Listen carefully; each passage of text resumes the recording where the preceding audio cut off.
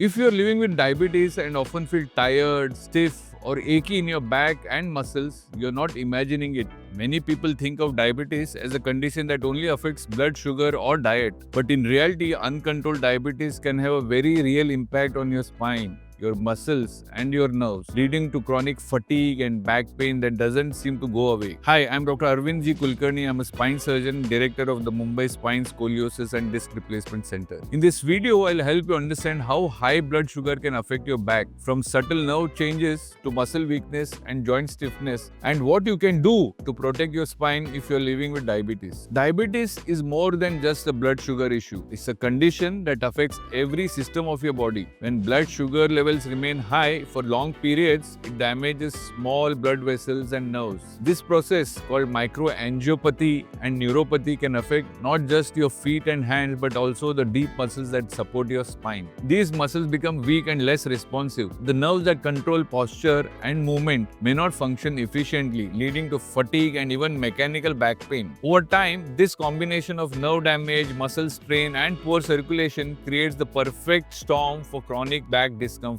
When sugar remains in your bloodstream, instead of being absorbed into your cells, your muscles lose one of their main sources of energy. This results in tiredness, stiffness, and sometimes even muscle cramps. On top of that, diabetes causes the collagen in your tendons and ligaments to become less flexible, almost like a rubber band that's been overstretched and hardened.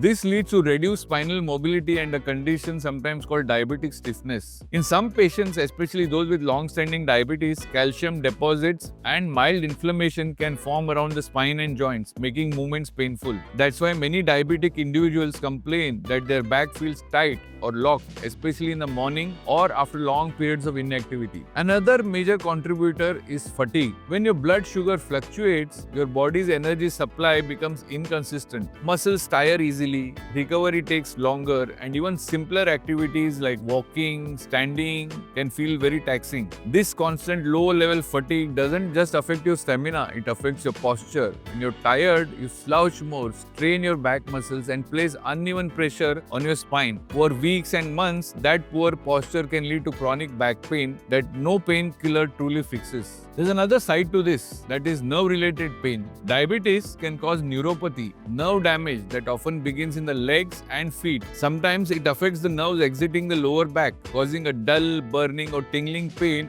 in the lower back, buttocks or thighs. This type of pain is different from typical mechanical back pain. It can persist even at rest, worsen at night, and respond very poorly to traditional painkillers. Recognizing this is very crucial because treating it requires addressing blood sugar control and nerve health, not just spine itself.